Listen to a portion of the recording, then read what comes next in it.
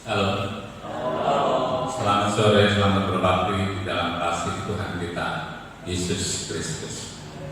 Di dalam kesempatan yang indah ini, marilah kita bersama untuk memuliakan nama Tuhan, mengagungkan nama Tuhan kita, Yesus Kristus, nama di atas segala nama yang patut kita muliakan. Jemaat kami undang untuk berdiri, kita bersama-sama menyanyi pujian Dekat Padamu.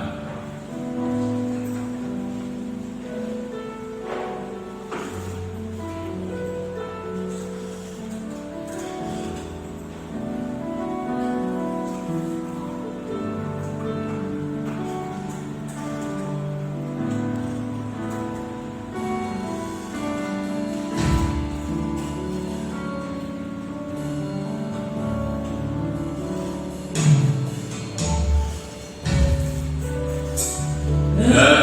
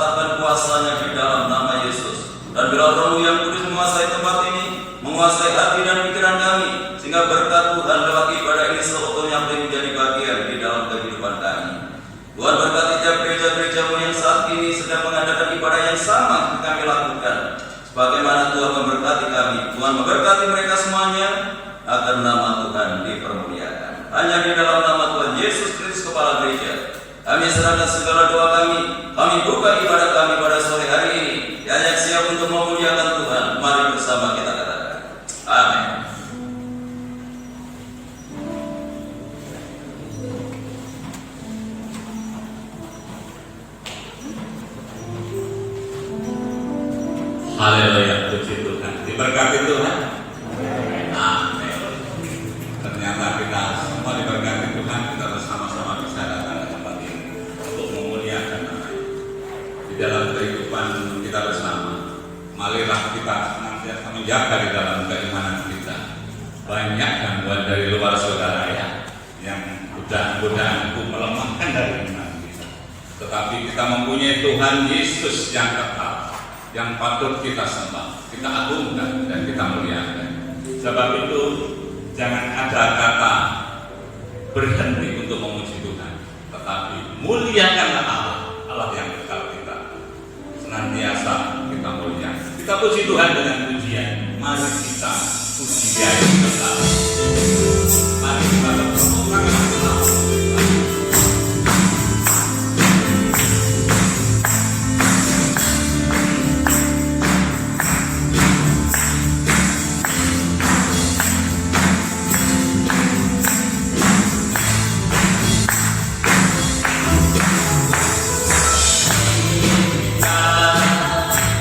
Puji Dia yang kekal.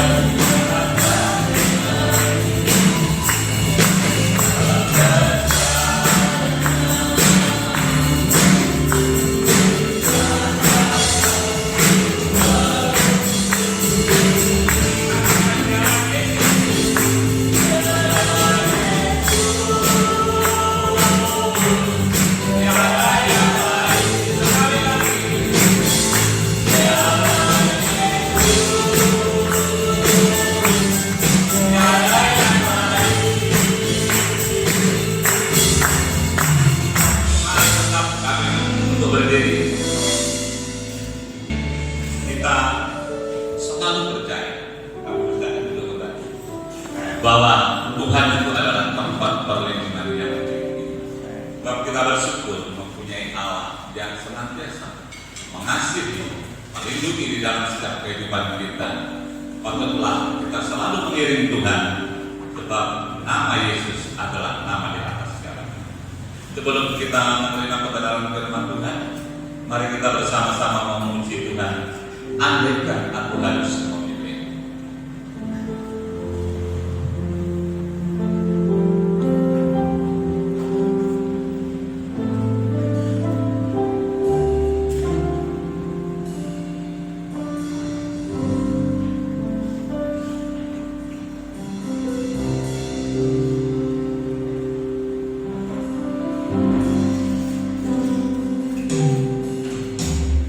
Kasih setia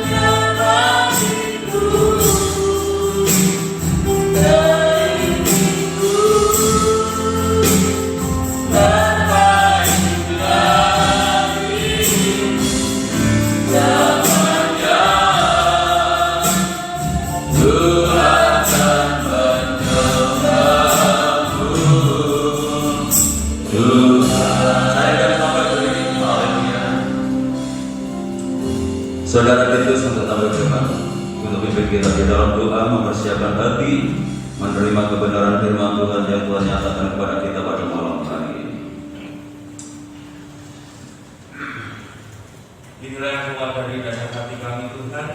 Selamanya kami akan tetap menyembah-Mu ya Tuhan Yesus, sebab Engkau adalah Allah kami yang setia Tuhan. Bapa, kami sangat bersyukur kepada-Mu Tuhan. Kalau pujian, penyembahan boleh kami naikkan kepada-Mu Tuhan, dalam boleh menjadi persembahan yang baru di hadapan-Mu ya Bapa. Dan sebentar Tuhan, kami akan mendengarkan firman-Mu, kuasai hati pikiran kami. Tuhan, ajari kami. Oh Tuhan Yesus, duduk diam seperti Maria Tuhan, yang senantiasa mendengarkan firman-Mu dan taat dan setia kepada-Mu Tuhan Yesus. Tuhan, kami serahkan juga Tuhan terlebih hamba-Mu yang akan menyampaikan kebenaran firman-Mu. Kuasai hamba-Mu Tuhan, urapi dan kuasa Roh Kudus-Mu Tuhan, dan apa yang disampaikan hamba-Mu. Oh Tuhan, itu adalah isi hati-Mu Tuhan, dan boleh menguatkan kami, firman-Mu menumbuhkan kami Tuhan. Jika ada kuasa-kuasa yang masih ada kuasa-kuasa yang mengganggu konsentrasi kami, kalau kami tidak, oh Tuhan berkenan firman-Mu, kami pesan Tuhan ini dalam nama Yesus. Tuhan dalam kemurahan-Mu nyata atas kami. Dalam nama Yesus kami akan berdoa kami. Haleluya. Amin. Silakan berdua. Saudara yang dikasih oleh Tuhan, saya sampaikan Shalom. Salam sejahtera di dalam kasih Tuhan kita Yesus Kristus.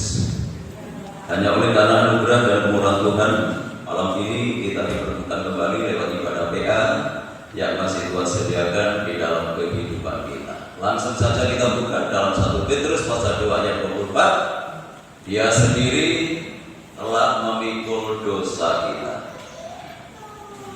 1 Petrus pasal 2 ayat yang ke-24.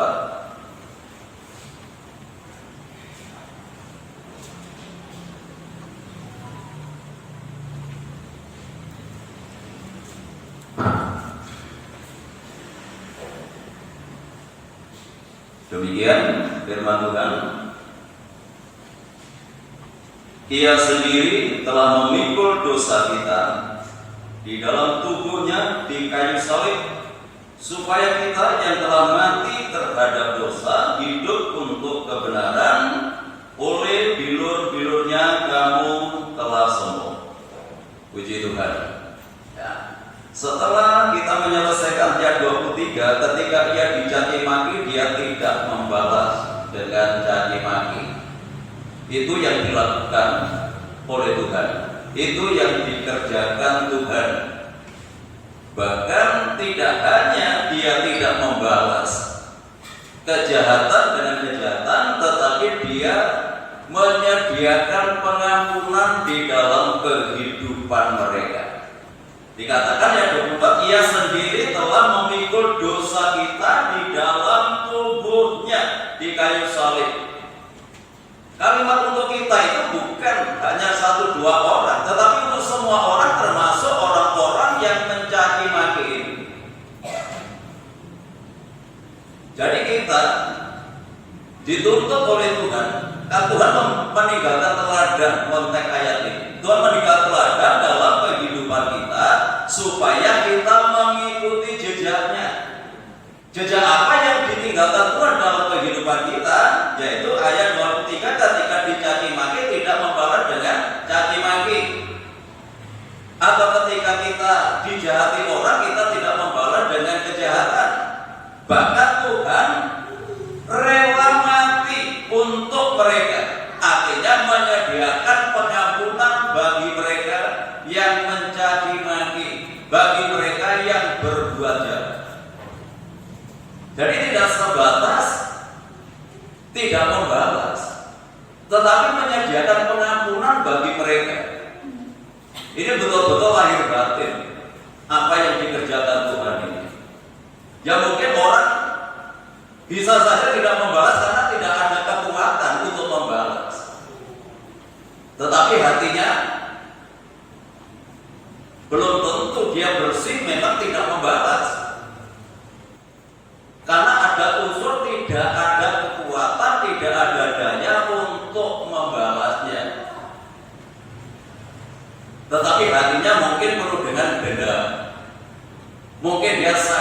hati, ada kepahitan dalam hidupnya karena dicaci maki. Tetapi tidak demikian Tuhan, walaupun Tuhan bisa dan sanggup untuk membalas mereka,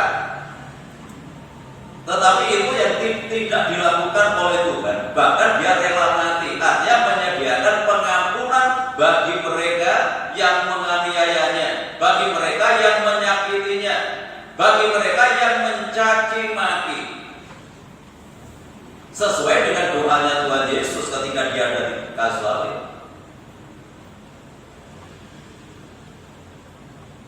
Jangan tanggungkan dosa mereka, tetapi ampunilah ya Bapa, karena mereka tidak tahu apa yang mereka lakukan, apa yang mereka perbuat.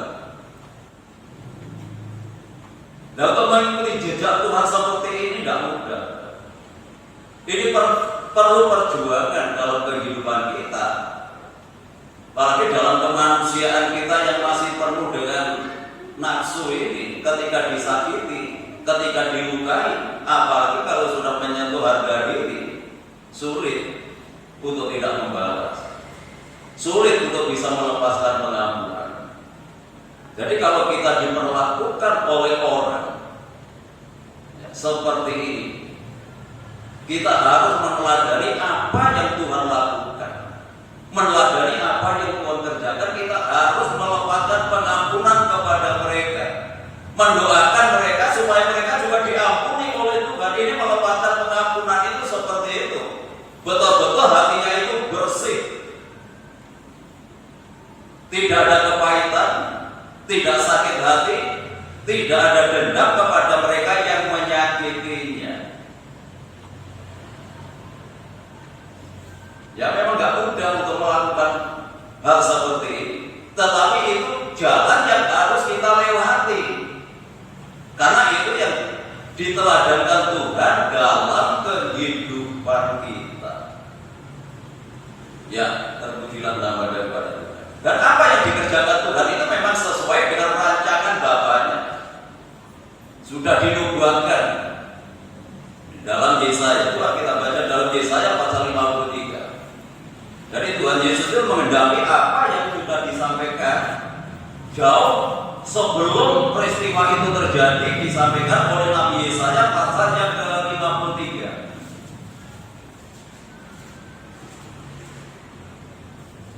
Yesaya 53 ayat yang ke-10.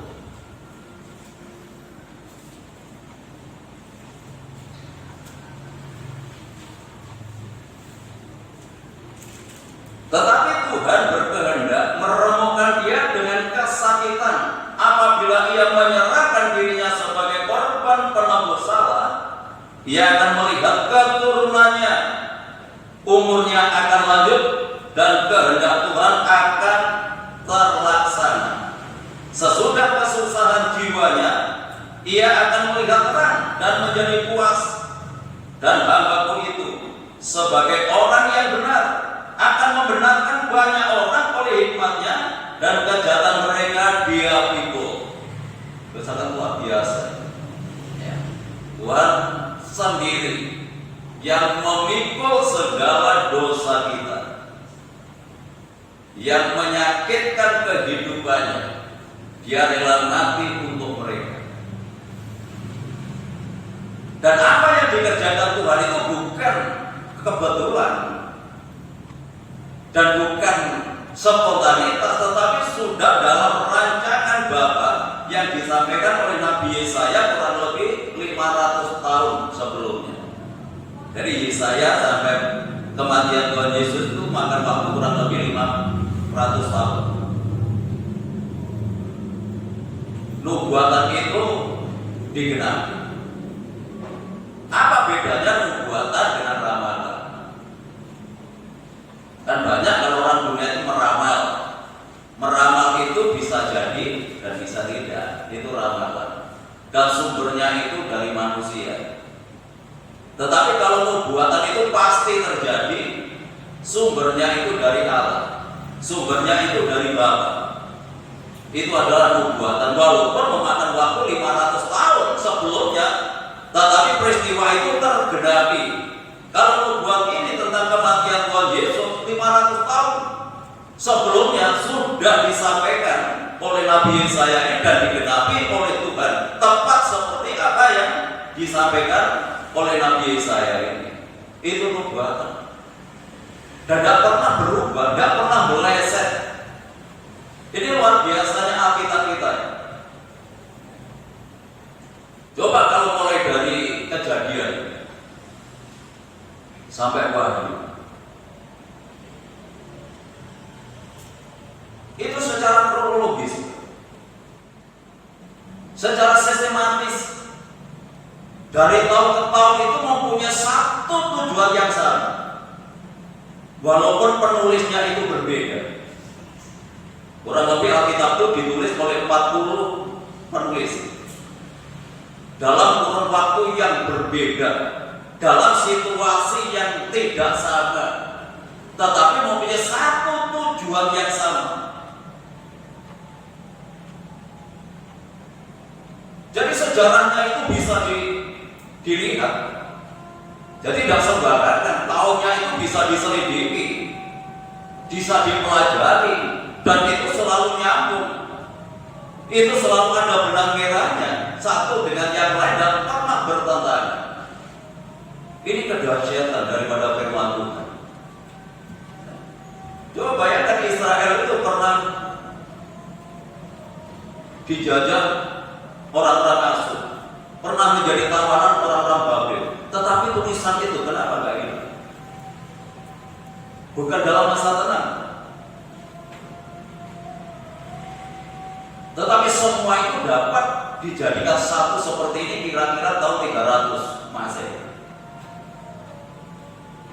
Jadi Alkitab kita itu ditulis kira-kira 300 Masehi. Dikumpulkan seperti ini, bisa kumpul. Ini sangat dahsyat. Jadi kejadian Alkitab itu sangat luar biasa. Ini kalau bukan campur tangan Tuhan, nggak mungkin bisa tersusun seperti ini satu dengan yang lain. Itu selalu berkaitan. Coba kalau saudara punya buku, umurnya berapa buku itu? Dan Alkitab ini ada sebagian ditulis memang di kulit, ada juga di papirus. Papirus itu seperti gaun papirus itu.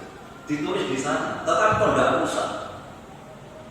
Ini yang sangat luar biasa ini Alkitab ini. Nah itu sebabnya di dalam 2 Timotius dikatakan bahwa Alkitab itu adalah ilham daripada Allah, diilhami oleh Tuhan. Nah itu sebabnya jangan ada satu pun kalimat yang kita tidak percaya akan firman Tuhan ini, apapun bentuknya. Apakah firman itu dalam bentuk teguran, dalam bentuk peringatan, dalam bentuk memberikan kekuatan, dalam bentuk memberikan penghiburan. Biarlah kita tidak menutup hati kita untuk meyakini akan firman Tuhan itu, yang mana firman itu adalah ya amin ada. Ya puji Tuhan. Jadi apa yang dikerjakan oleh Tuhan di atas kaum salib itu untuk menggenapi apa yang sudah disampaikan oleh Nabi Yesaya. Jadi jauh sebelumnya sudah dirancang oleh Bapa, di mana dia harus menjadi korban memikul dosa umat manusia. Dengan satu tujuan tadi, untuk membenarkan mereka. Mereka siapa? Mereka yang berdosa. Jadi semua orang statusnya itu adalah orang berdosa. Bayi yang masih ada di dalam kandungan statusnya juga orang berdosa. Enggak ada anak itu bersih. Bersih dari perbuatan memang, belum bisa melakukan apa yang baik dan apa yang jahat. Tetapi dari garis keturunan dia adalah keturunan orang berdosa, gen orang berdosa, jadi statusnya juga berdosa. Dan sedangkan Daud mengatakan di dalam Mazmur pasal 51, aku dikandung ibu. Aku sudah berdosa sejak aku dikandung oleh ibuku. Dan itu benar. Jadi manusia itu sejak dalam kandungan itu sudah berdosa. Nah itu sebabnya semua orang itu membutuhkan korban Kristus ini yang menyucikan, yang membersihkan kehidupan kita, termasuk anak-anak. Kalau anak-anak ini tergantung kepada orang tuanya, bagaimana orang tua membawa anak ini untuk percaya kepada Tuhan. Nah itu sebabnya sejak anak-anak kita harus perhatikan kehidupan mereka. Jangan mengatakan masih kecil aja tidak ngerti. Enggak. Kita sebagai orang tua yang harus bertanggung jawab untuk membawa anak-anak ini diperkenalkan kepada Tuhan. Sejak dalam kandungan bahkan. Ya diajak untuk berdoa, disapa ketika baca firman Tuhan, disapa ketika memuji Tuhan. Itu adalah pendidikan anak-anak ketika masih ada di dalam kandungan. Jadi tidak hanya ketika anakku lahir, wah nanti kalau sudah gede nunggu sekolah baru diajari tentang Tuhan. Enggak. Tidak seperti itu. Jadi sejak dalam kandungan sudah diperkenalkan kepada Tuhan. Percayalah bahwa Roh Kudus itu turut bekerja. Walaupun mungkin menurut ukuran kita, pemahaman kita dia tidak ngerti. Bukan menurut kita. Tapi dalam pemandangan Tuhan kita kan tidak tahu bagaimana cara Tuhan memandang anak itu ketika anak itu kita didik dalam kebenaran. Kita perkenalkan kepada Tuhan. Ya, puji Tuhan. Jadi semua orang itu pada hakikatnya perlu korban Kristus ini. Ya, semua manusia sudah jatuh ke dalam dosa. Nah, tujuan Tuhan untuk memikul dosa kita ini supaya kita yang berdosa ini dibenarkan. Ya sahabat, Ia sendiri telah memikul dosa kita di dalam tubuhnya di kayu salib supaya kita yang telah mati terhadap dosa hidup untuk kebenaran. Yang pertama memang dibenarkan dulu sebelum hidup dalam kebenaran. Statusnya diubah lebih dulu. Statusnya diubah. Nah setelah itu kita baru bisa melakukan ini. Kalau orang statusnya tidak diubah lebih dahulu, itu sulit untuk kita bisa hidup dalam kebenaran ini. Jadi status itu sangat mempengaruhi kehidupan kita. Bagaimana kita melangkahkan kaki kita kalau status kita belum diubah. Nah itu sebabnya yang pertama yang dilakukan oleh Tuhan mengubah status kita dari orang yang berdosa ini menjadi orang yang dibenarkan. Membenarkan. 2 Korintus pasal yang kelima. Kita dibenarkan dulu. Nah setelah dibenarkan nanti kita hidup dalam kebenaran. 2 Korintus pasal yang kelima. 2 Korintus pasal 5 ayat yang ke-21. Dia yang tidak mengenal dosa telah dibuatnya menjadi dosa karena kita, supaya dalam Dia kita dibenarkan oleh Allah. Dibenarkan. Status kita diubah dari manusia yang berdosa, dari orang yang berdosa menjadi orang yang dibenarkan oleh Allah lewat kematian Tuhan Yesus di atas kayu salib. Karena kematiannya di atas kayu salib menyediakan pengampunan dalam kehidupan kita. Kalau orang itu mendapatkan pengampunan, berarti bebas dari kesalahan yang seharusnya dihukum. Kalau orang seharusnya dihukum karena pelanggaran, setelah dihadapkan ke dalam peradilan, dia dibenarkan. Kenapa dibenarkan? Karena ada pengampunan. Jadi kesalahannya itu sudah tidak diperhitungkan lagi. Jadi luar biasanya di dalam Kristus. Jadi setiap apa yang kita kerjakan, setiap kita lakukan sebelum kita mengenal kepada Tuhan, itu tidak diperhitungkan oleh Tuhan. Diampuni ketika Tuhan Yesus mati di atas kayu salib. Nah itu sebabnya kalau mungkin dulu-dulu masih kita dibayangi dosa masa lalu, itu kita harus percaya bahwa korban Kristus sudah menyelesaikan semuanya itu, kita tidak lagi dibayangi dosa masa lalu. Sekalam apapun, sejahat apapun, semerah apapun dosa yang kita lakukan sebelum kita mengenal kebenaran, itu sudah disalibkan ketika Tuhan mati di atas kayu salib. Kita dibenarkan. Dibenarkan artinya Tuhan tidak memperhitungkan lagi kesalahan yang kita lakukan. Nah, sebabnya statusnya kita berubah menjadi orang yang benar.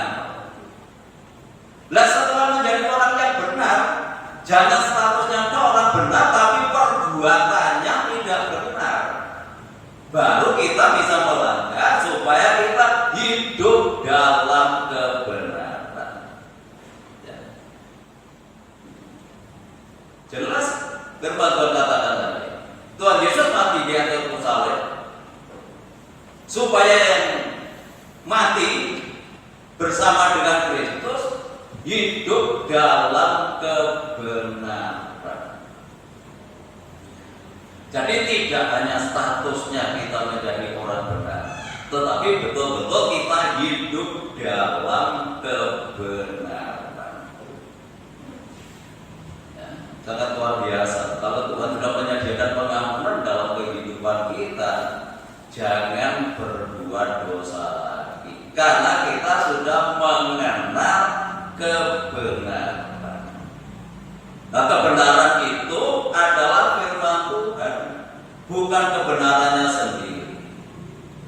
Kira-kira kalau orang mencuri itu benar apa enggak?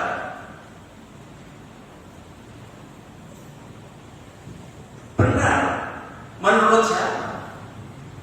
Menurut yang mencuri itu benar. Orang yang korupsi benar enggak? Benar menurut mereka yang korupsi. Kan banyak alasannya sekarang ini. Banyak orang di PHK, termasuk dia di PHK, ya. Dan keluarga harus dipenuhi kebutuhannya. Tidak ada jalan lain kecuali dia mencuri. Menurut dia itu benar. Ya, kalau tadi siang saya melihat berita, mulai Januari sampai bulan Agustus itu di daerah Jember ada 4.000 orang yang antri cerai dengan alasan ekonomi. Kasihannya suami-suami, pekerjaannya di PHK, di rumah juga di PHK oleh istrinya. Jadi kalau saya melihat itu besar kasihan ya suami-suami. Itu kalau menikah dengan orang yang tidak mengenal kebenaran seperti itu. Ya, suaminya di perusahaannya di PHK. Ya, setelah duit pesangon habis di PHK sama istrinya. Nah, menurut mereka benar, menurut mereka perceraian itu benar.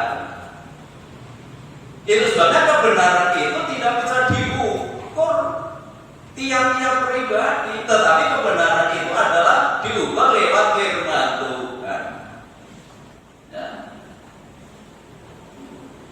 Jadi kalau orang itu kebenaran itu menurut dirinya sendiri, ya memang benar menurut dia. Menurut siapa benar itu? Memang benar itu relatif, tetapi kita punya patron, punya patokan. Kebenaran itu adalah firman Tuhan. Setiap tindakan yang tidak sesuai dengan firman Tuhan itu adalah dosa.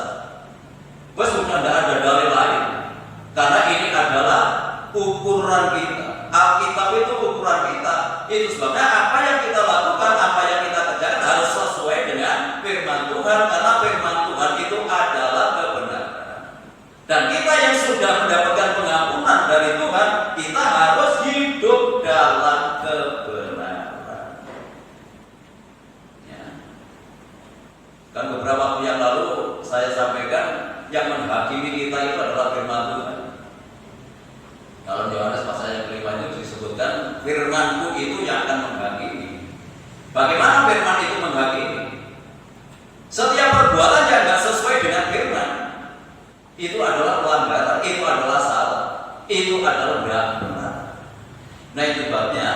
sekarang ini apa yang mau kita lakukan, apa yang kita kerjakan, marilah kita sesuaikan dengan firman Tuhan. Jadi bukan Tuhan yang harus menyesuaikan kehidupan kita. Kita yang harus menyesuaikan hidup kita dengan firman Tuhan. Itu hidup dalam kebenaran. Ya Lukas pasal yang kelima. Tadi disebutkan dalam 1 Petrus pasal yang kedua ayat 24 tadi, bahwa oleh bilur-bilurnya kamu telah menjadi sempurna. Ya memang kuasa bilur Tuhan Yesus itu juga sanggup memberikan kesembuhan, ya, memberikan pertolongan. Ya, seringkali kita berdoa untuk orang sakit, kuasa bilur Tuhan Yesus menyembuhkan. Ya, tapi sebenarnya kesembuhan yang dikehendaki oleh Tuhan itu tidak hanya kesembuhan fisik ini. Ketika Tuhan Yesus belum mati di atas kayu salib, Tuhan sanggup memberikan kesembuhan. Ya ada. Sebelum Tuhan Yesus mati di atas kayu salib, Tuhan sudah sanggup memberikan kesembuhan. Orang lumpuh berjalan, orang buta melihat. Bahkan Lazarus yang sudah 4 hari mati saja bisa dibangkitkan, bisa dihidupkan tanpa Tuhan Yesus harus mati di atas kayu salib. Loh, kalau begitu apa yang Tuhan kehendaki dalam kehidupan kita yang dimaksud bilur-bilurnya, oleh bilur-bilurnya kamu telah menjadi sembuh? Ini berbicara bukan sakit lahiriah saja, tetapi sakit rohani, yaitu dosa. Orang yang berbuat dosa itu sama dengan orang yang sakit. Lukas pasal yang kelima.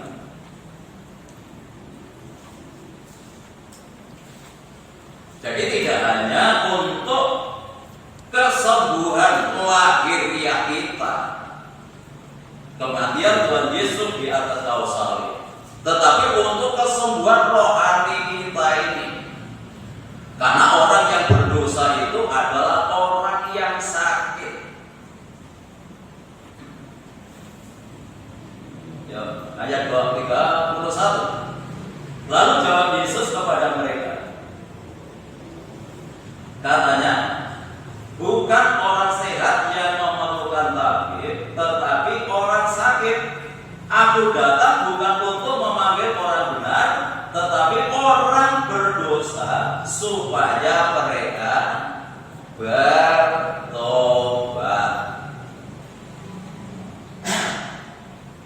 Jadi itu tujuan Tuhan, sasaran Tuhan itu adalah orang berdosa. Orang berdosa di sini digambarkan seperti orang yang sakit. Kalau orang itu sakit perlu tabib, perlu dokter. Selama saya di tempat ini, selama 30 tahun, saya tidak pernah ke dokter selain operasi. Ya, karena kecelakaan itu baru mengenal dokter, baru mengenal rumah sakit. Ya bersyukur, bukan apa ya? Ya karena semua itu kata pertolongan Tuhan, anugerah Tuhan. Itu yang pertama. Yang kedua, dia menjaga kesehatan. Nah, kesehatan itu berkenaan dengan pola makan. Ya. Apalagi sekarang ini sudah mulai ditata, mulai diatur. Ya paling tidak kalau minum itu ya 1 hari 2 liter, itu betul-betul sehat. Itu betul-betul enak. Saya tidak pernah minum obat, pegeliru juga tidak pernah. Ya. Apalagi jamu-jamu udah caranya juga nggak pernah. Saya minum vitamin itu saja tidak setiap hari. Jadi misalnya saya sakit mungkin flu itu, saya usahakan nggak minum obat. Saya usahakan nggak minum obat.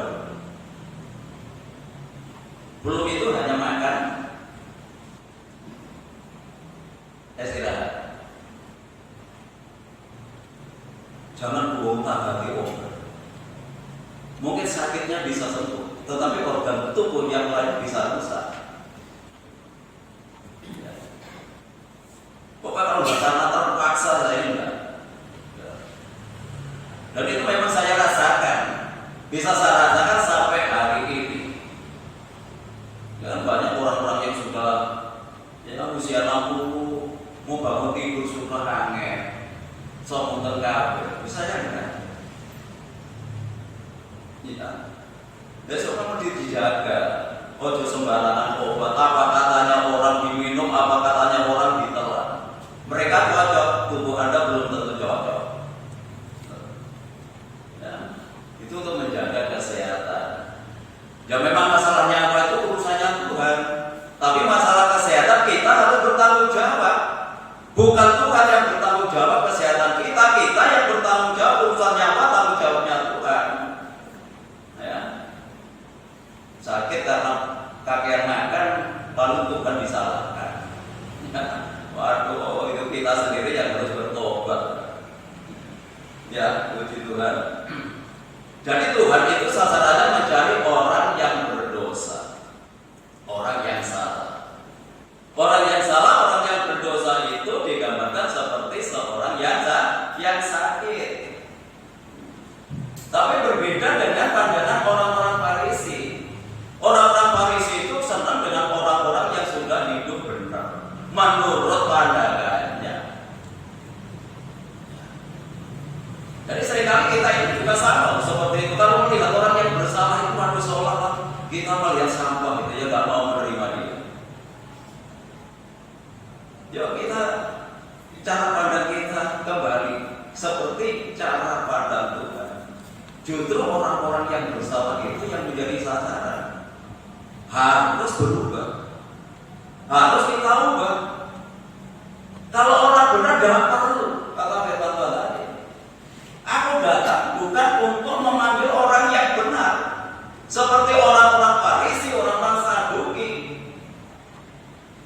ahli-ahli Taurat yang merasa dirinya benar bukan menjadi sasaran Tuhan, tetapi pemungut cukai. Di situ konteksnya pemungut cukai yaitu Lewi. Justru orang-orang seperti ini menjadi sasaran Tuhan, bukan semakin dijauhi, tetapi harus kita menangkan orang seperti ini. Jadi kalau melihat orang mungkin datang ke gereja latar belakangnya saudara tahu nggak karuan, masa tidak kita terima? Di sana seperti itu. Masa kita jauhi, kita pandang sebelah mata, menyapa saja enggak? Enggak seperti itu. Pelayanan itu justru orang-orang yang seperti ini itu yang akan ditanyai oleh Tuhan. Ya seperti Lewi, konteksnya itu Lewi. Pemungut cukai itu waktu itu kan terkenal adalah orang yang berdosa. Ahli-ahli Taurat nggak mau bergaul dengan orang-orang seperti ini karena dia adalah sampah masyarakat pada waktu itu. Tetapi justru orang-orang ini menjadi perhatian Tuhan. Tuhan menyatakan belas kasihannya.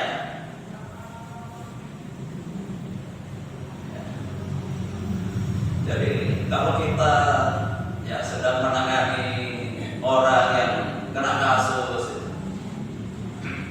ya kita bersyukur mendapatkan kesempatan untuk bisa berbagi kebenaran kepada mereka.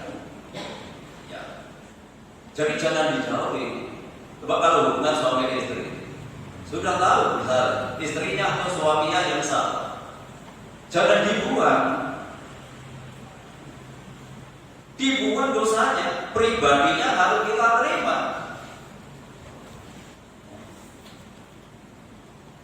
Harus kita menangkan, jangan dijauhi. Kalau mungkin menjengkelkan dan lain sebagainya, kita harus menangkan mereka. Ya kalau suami yang bersalah mungkin terhadap istrinya, surat Petrus mengatakan apa? Suami itu bisa dimenangkan oleh karena perbuatan istrinya. Istri harus menerima dulu, hatinya terbuka, jangan sakit hati dulu. Orang yang sudah sakit hati tidak akan pernah bisa menerima. Nah, ini sebabnya perlunya perlepasan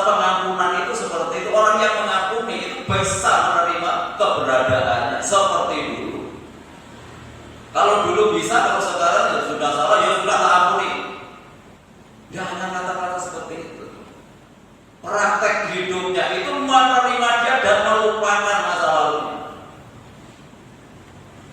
Ya. Terima dia.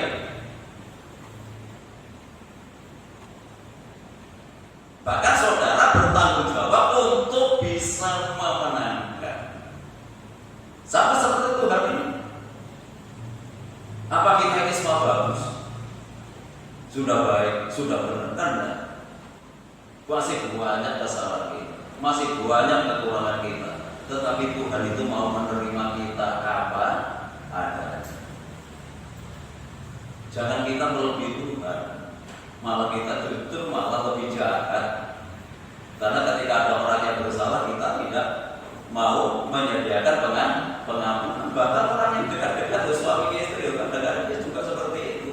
Mungkin masih satu rumah, mungkin masih satu tempat tidur, tetapi hatinya sudah tidak bersatu, hatinya sudah tidak bisa menerima.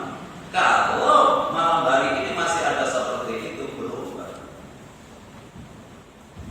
Mumpung masih ada kesempatan, saudara tidak melepaskan pengampunan, tidak akan mendapatkan pengampunan. Itu di dalam Matius pasal yang kelima. Kalau ada orang yang tidak mengampuni, Bapamu juga tidak akan mengampuni. Kalau kita tidak mendapatkan pengampunan, berarti status kita tetap menjadi orang yang berdosa. Orang berdosa, orang bersalah dalam penghakiman pasti dihukum. Nah, itu sebabnya apa? Marilah kita cara pandang kita sama seperti Tuhan. Ya, justru ketika melihat orang yang sakit, dia tuh perlu pertolongan, perlu diobati, bukan ditinggalkan. Cuma sakitnya itu bukan sakit fisik, sakit rohani itu tambah lebih sulit. Coba kalau suaminya luka, kan gampang, carikan betadin. Ya, carikan betadin, kan sudah. Pertolongan pertama. Jangan ditinggal, harus diobati. Itu lebih gampang memang sakit lahiriah, sakit jantung itu gampang pengobatannya. Tetapi kalau sakit rohani seperti ini, nggak hidup dalam kebenaran, itu memang menyakitkan. Tetapi sebenarnya orang-orang seperti perlu dokter, perlu diobati, perlu saudara.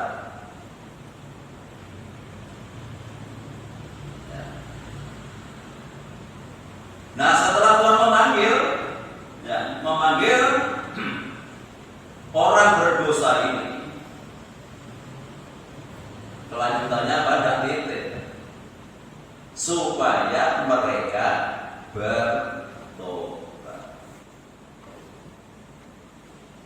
bertobat, berhenti, tidak berbuat dosa.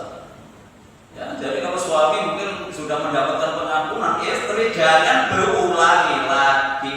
Demikian pula suami, kalau istrinya berbuat yang nggak benar, kalau sudah ada pengampunan, diampuni oleh suaminya, ya jangan berbuat dosa lagi, bertobat. Dan Tuhan itu punya rancangan yang agung. Kalau ini konkretnya kan orang muklim, pemungut cukai, akhirnya dipakai oleh Tuhan secara luar biasa. Jadi Tuhan itu tidak memakai orang-orang yang punya kelebihan dan ya, menurut pandangan orang-orang Farisi ini, ahli-ahli Taurat ini, mereka menganggap bahwa dia adalah orang yang dipakai oleh Tuhan, malah sebaliknya tidak dipakai oleh Tuhan karena mereka menganggap dirinya itu benar. Tetapi justru ini yang dipakai oleh Tuhan, yang menjadi alatnya Tuhan. Dia betul-betul bertobat, berhenti berbuat dosa. 100% Lewi ini menyerahkan hidupnya kepada Tuhan, sehingga namanya diubah menjadi Matius ini, menulis Injil Matius. Walaupun latar belakangnya orang yang berdosa, tapi dia mau berubah. Itu yang penting tuh mau. Ya. Kalau orang itu sudah nggak mau, ini yang susah, nggak akan pernah bisa berubah. Nah, tujuan Tuhan itu memanggil kehidupan kehidupan kita ini, manusia yang berdosa ini, supaya kita berubah menjadi baik.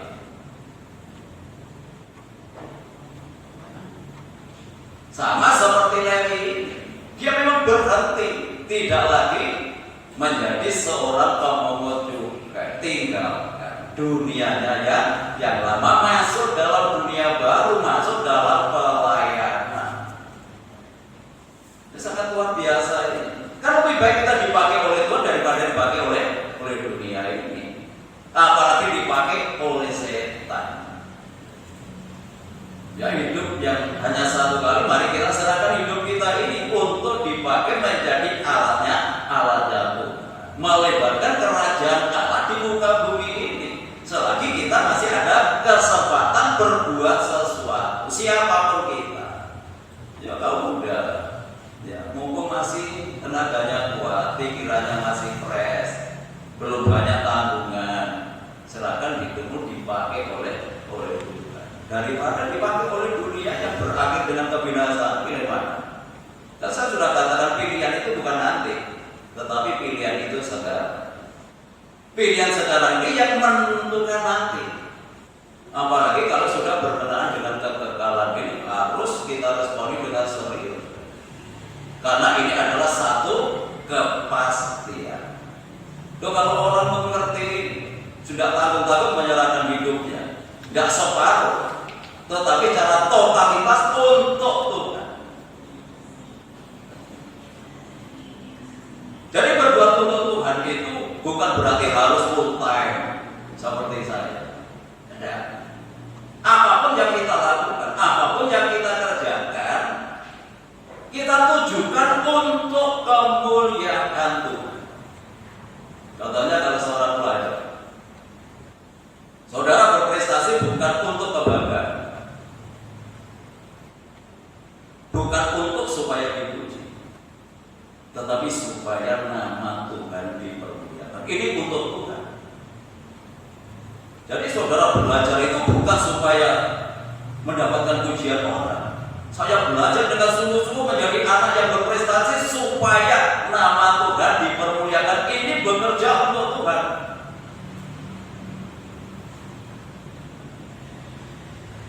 Ya, kalau seorang bekerja, bagaimana bekerja untuk Tuhan? Saudara bekerja dengan jujur di sana. Lakukan yang terbaik.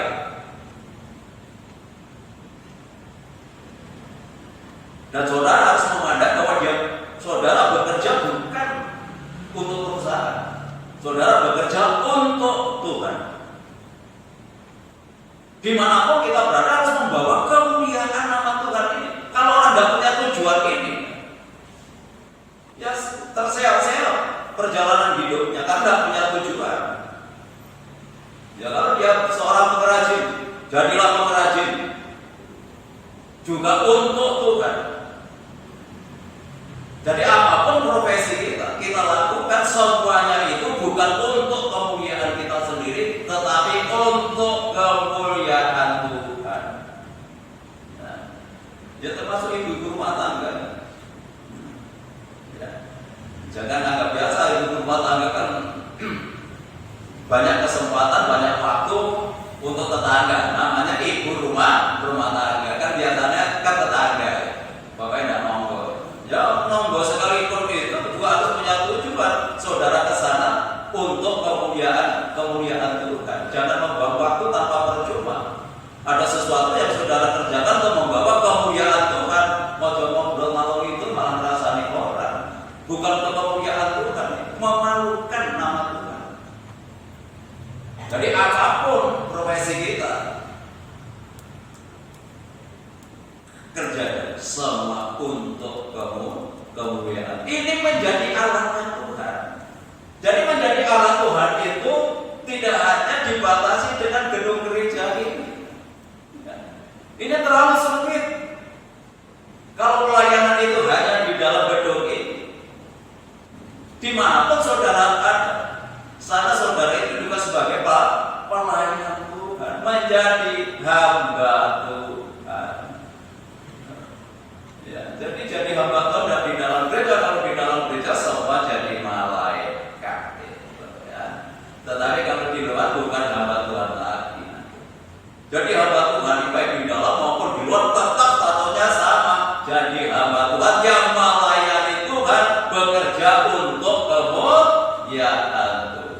Ini tujuan Tuhan untuk memanggil kita manusia yang berdosa dibenarkan hidup dalam kebenaran untuk kemuliaan Tuhan. Tuhan Yesus memberkati kita.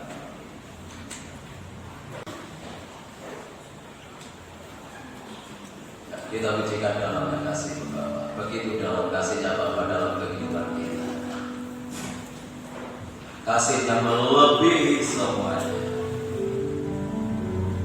Itu kasih yang Tuhan nyatakan dalam kehidupan kita lewat pengorbanan yang di atas kayu salib, yang menanggung, yang memikul dosa kita. Dari orang yang berdosa, status kita dirubah menjadi orang yang benar, karena Tuhan menghendaki supaya kita hidup dalam kebenaran. Haleluya.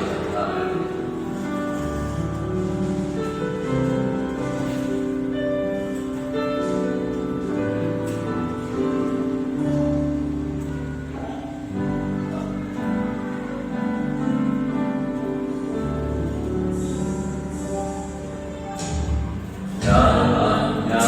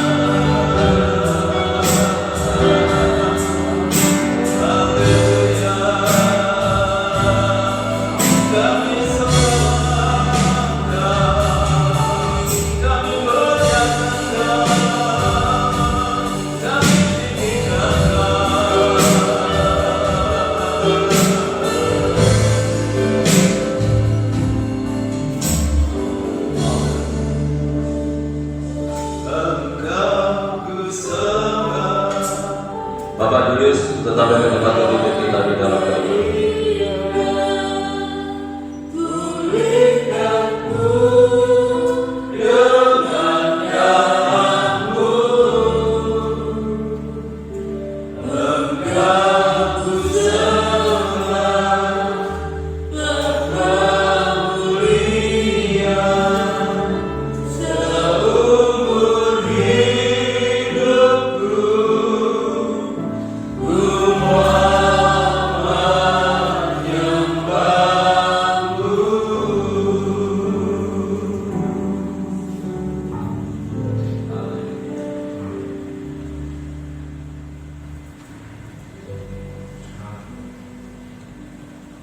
Ketika Engkau mengambilkan keluar dari kegelapan kepada terang yang ajaib, untuk menjadikan kami bangsa-bangsa pilihan,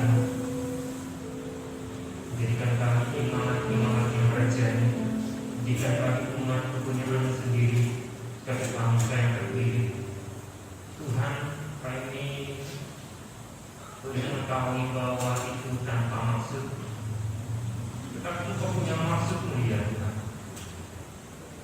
Bukannya tanpa maksud, tetapi Kau punya maksud mulia atas pemanggilan keluar dekat Tuhan kehidupan kami dari gelap kepada terang, yaitu untuk memberitakan perbuatan yang ajaib melalui kehidupan kami, Bapa. Oleh karena itu Tuhan, kami ucap syukur untuk karya Idam dalam kehidupan kami. Ampuni jikalau kami masih, Tuhan, belum menyadari akan maksud mulia atas karya Idam dalam kehidupan kami. Mari Tuhan, kiranya melalui firman yang kami malam hari ini boleh dengar, kami boleh menyadarkan kehidupan kami masing-masing, untuk kami boleh Tuhan Yesus menyadari akan Tuhan Yesus panggilan pilihan atas kami. Kami boleh berdiri teguh dalam iman pengharapan kasih kami kepada Engkau. Kami juga boleh membawa hidup kami tetap kudus dan berkenan di hadapan Engkau. Pimpin tuntut langkah kehidupan kami, Tuhan. Roh Kudus-Mu menuntun kami untuk hidup seturut kehendak firman-Mu. Biarlah hanya kebenaran firman-Mu yang boleh kami pegang dalam kehidupan kami. Terima kasih Bapa untuk kebenaran firman yang pada saat malam hari ini kami boleh sama-sama dengar. Berkati hamba-Mu yang Kau percayakan yang akan berkat firman, pengurapan-Mu atas segala lebih. Anugerah dengan kesehatan, kekuatan, sukacita, serta kami dengan karunia-Mu yang boleh memperlihat pelayanan kehidupan hamba-Mu Tuhan. Terima kasih, bersyukur kami sekali lagi untuk berkat firman-Mu. Di dalam nama Bapa, Putra dan Kudus, di dalam nama Yesus Kristus Tuhan, kami ucap syukur dan berdoa. Haleluya. Amin. Silakan duduk kembali.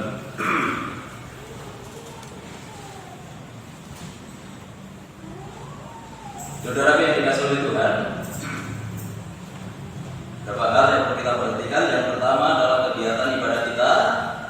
Hari Jumat tetap ada ibadah kabuda dimulai jam 6.15 menit. Minggu tetap ada ibadah 2 kali. Pada raya 1 jam 7, pada raya 2 jam 9. Disertai dengan persembahan tangan untuk Natal. Tidak ada umat yang lain, saya undang semua untuk berdiri. Mari kita akhiri ibadah kita pada malam hari ini dengan pujian sekalipun aku dalam Allah. Aku tidak takut karena Tuhan beserta. Silakan untuk berdiri.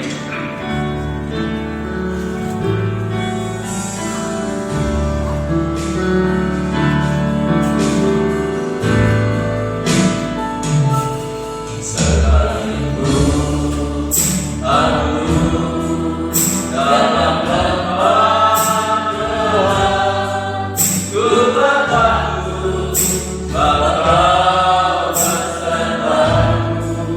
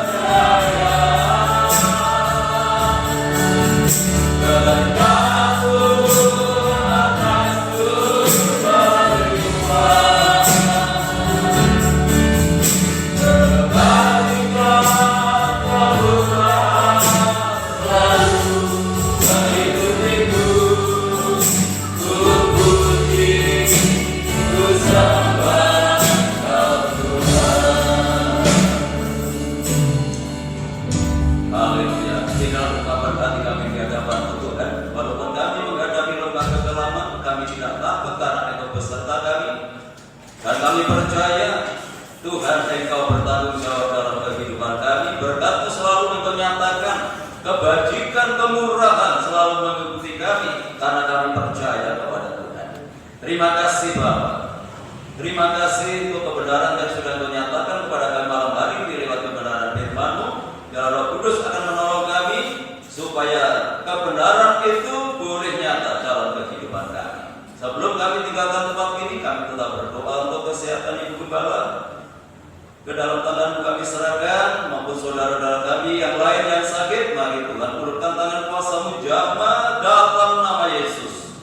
Tuhan pulihkan Ibu Gembala supaya kembali dapat beribadah kepada Tuhan bersama jemaat-Mu yang ada di tempat ini. Kami serahkan ke anak Rifana ke dalam tangan-Mu.